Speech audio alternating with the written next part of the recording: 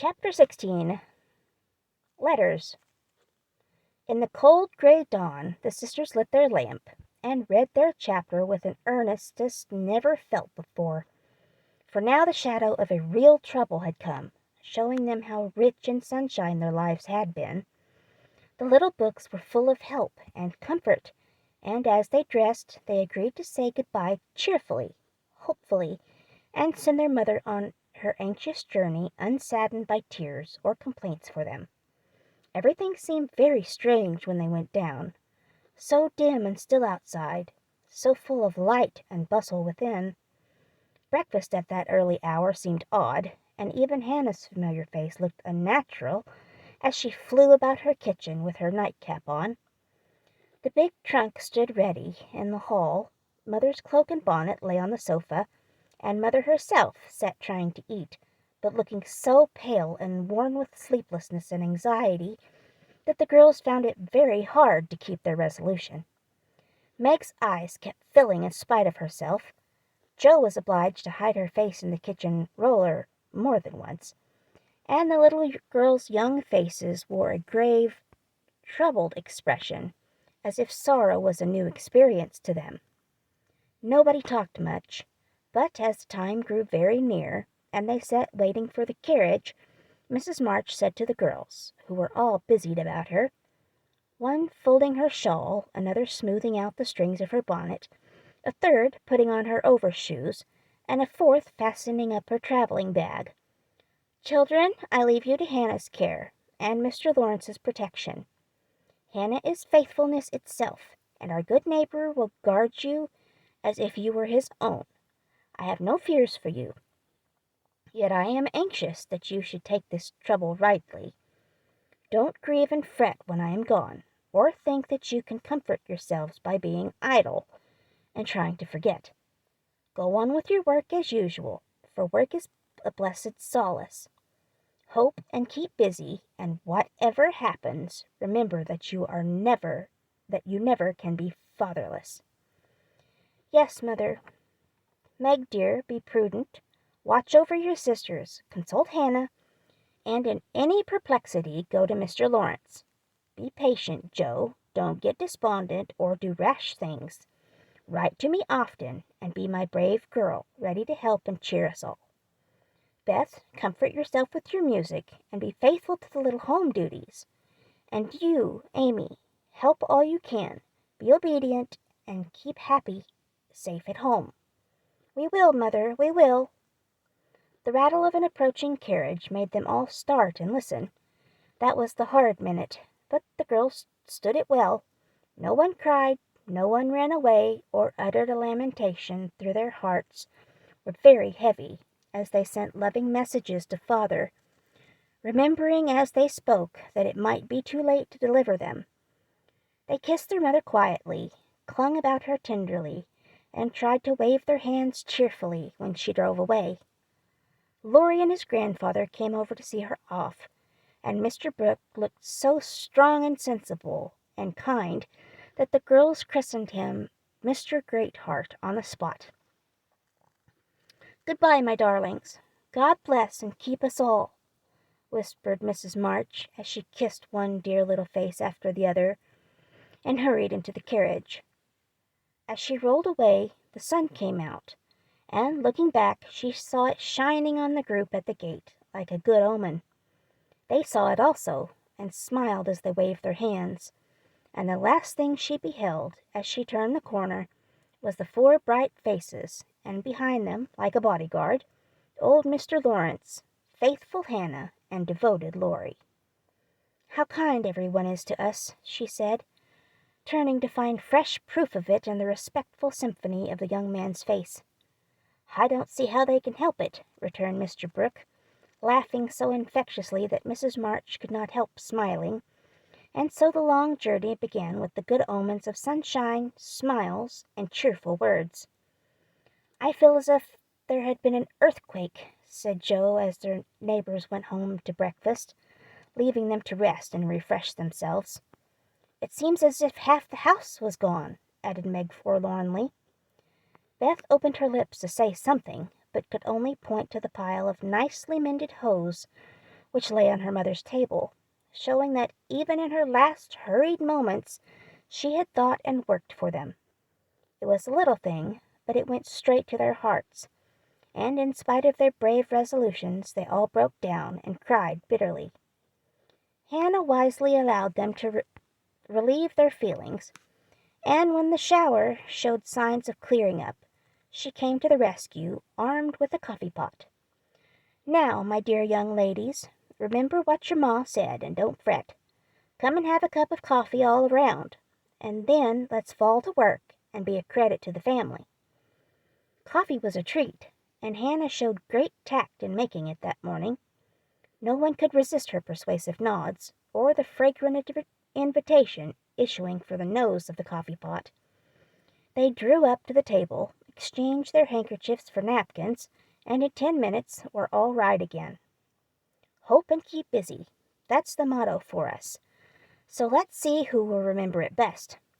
I shall go to Aunt March, as usual. "Oh, won't she lecture, though?" said Jo as she sipped with returning spirit. "I shall go to my King's, though I'd much rather stay at home and attend to things here," said Meg, wishing she hadn't made her eyes so red. "No need of that, Beth. I can keep house perfectly well," put in Amy with an important air. "Hannah will tell us what to do, and we'll have everything nice when you come home," added Beth, getting out her mop and dish tub without delay. "I think anxiety is very interesting," observed Amy, eating sugar pensively. The girls couldn't help laughing, and felt better for it, though Meg shook her head at the young lady who could find consolation in a sugar bowl. The sight of the turnovers made Jo sober again, and when the two went out to their daily tasks, they looked sorrowfully back at the window where they were accustomed to see their mother's face. It was gone, but Beth had remembered the little household ceremony, and there she was, nodding away at them like a rosy-faced mandarin. "It's so like my Beth," said Jo, waving her hat with a grateful face. "Good-bye, Meggie. I hope the Kings won't train today. Don't fret about father, dear," she added as they parted. "And I hope Aunt March won't croak. Your hair is becoming, and it looks very boyish and nice," returned Meg, trying not to smile at the curly head, which looked comically small on her tall sister's shoulders. "That's my only comfort," and touching her hat a la Laurie, away went Jo, feeling like a shorn sheep on a wintry day. News from their father comforted the girls very much, for, though dangerously ill, the presence of the best and tenderest of nurses had already done him good. Mr. Brooke said a bulletin every day, and as the head of the family, Meg insisted on reading the dispatches, which grew more and more cheering as the week passed. At first everyone was eager to write, and plump envelopes were carefully poked into the letter box by one or the other of the sisters, who felt rather important with their Washington correspondence. As one of these packets contained characteristic notes from the party, we will rob an imaginary mail and read them. "My dearest Mother, it is impossible to tell you how happy your last letter made us, for the news was so good we couldn't help laughing and crying over it. How very kind Mr. Brooke is, and how fortunate that Mr. Lawrence's business detains him near you so long, since he is so useful to you and father. The girls are all good as gold. Jo helps me with the sewing and insists on doing all sorts of hard jobs. I should be afraid she might overdo, if I didn't know that her moral fit wouldn't last long. Beth is as regular about her tasks as a clock, and never forgets what you told her. She grieves about father, and looks sober, except when she is at her little piano. Amy minds me nicely, and I take great care of her. She does her own hair, and I am teaching her to make buttonholes and mend her stockings. She tries very hard, and I know you will be pleased with her improvement when you come. Mr. Lawrence watches over us like a motherly old hen, as Jo says, and Laurie is very kind and neighborly. He and Jo keep us merry, for we get pretty blue sometimes, and feel like orphans with you so far away. Hannah is a perfect saint. She does not scold at all, and always calls me Miss Margaret, which is quite proper, you know, and treats me with respect. We are all well and busy, but we long day and night to have you back. Give my dearest love to Father, and believe me, ever your own, Meg. This note, prettily written on scented paper, was a great contrast to the next, which was scribbled in a big sheet of thin foreign paper, ornamented with blots and all manner of flourishes and curly-tailed letters. My precious Marmee, 3 cheers for dear old Father. Brooke was a trump to telegraph right off, and let us know the minute he was better. I rushed up garret when the letter came, and tried to thank God for being so good to us, but I could only cry and say, I'm glad, I'm glad. Didn't that do as well as a regular prayer? For I felt a great many in my heart. We have such funny times, and now I can enjoy them. For every one is so desperately good. It's like living in a nest of turtle doves. You'll laugh to see Meg head the table and try to be motherish. She gets prettier every day, and I'm in love with her sometimes. The children are regular archangels, and well, I'm Joe, and never shall be anything else. Oh, I must tell you that I came near having a quarrel with Laurie. I freed my mind about a silly little thing, and he was offended. I was right, but didn't speak as I ought, and he marched home, saying he wouldn't come again till I begged pardon. I declared I wouldn't, and got mad. It lasted all day. I felt bad, and wanted you very much. Laurie and I are both so proud, it's hard to beg pardon, but I thought he'd come to it, for I was in the right. He didn't come, and just at night I remembered what you said when Amy fell into the river. I read my little book, felt better, resolved not to let the sun set on my anger, and ran over to tell Laurie I was sorry. I met him at the gate, coming for the same thing. We both laughed, begged each other's pardon, and felt all good and comfortable again. I made a poem yesterday, when I was helping Hannah wash, and as Father likes my silly little things, I put it in to amuse him. Give him the lovingest hug that ever was, and kiss yourself a dozen times. For your Topsy-Turvy Joe. A song from the Suds. Queen of my tub, I merrily sing, while the white foam rises high, and sturdily wash and rinse and wring, and fasten the clothes to dry. Then out in the free fresh air they swing, under the sunny sky. I wish we could wash from our hearts and souls the stains of the week away, and let water and air by their magic make ourselves as pure as they. Then on the earth there would be indeed a glorious washing day. Along the path of a useful life will heart's ease ever bloom. The busy mind has no time to think of sorrow or care or gloom, and anxious thoughts may be swept away as we busily wheel the broom. I'm glad a task to me is given to labor at day by day, for it brings me health and strength and hope, and I cheerfully learn to say, head you may think, heart you may feel, but hand you shall work away. Dear Mother,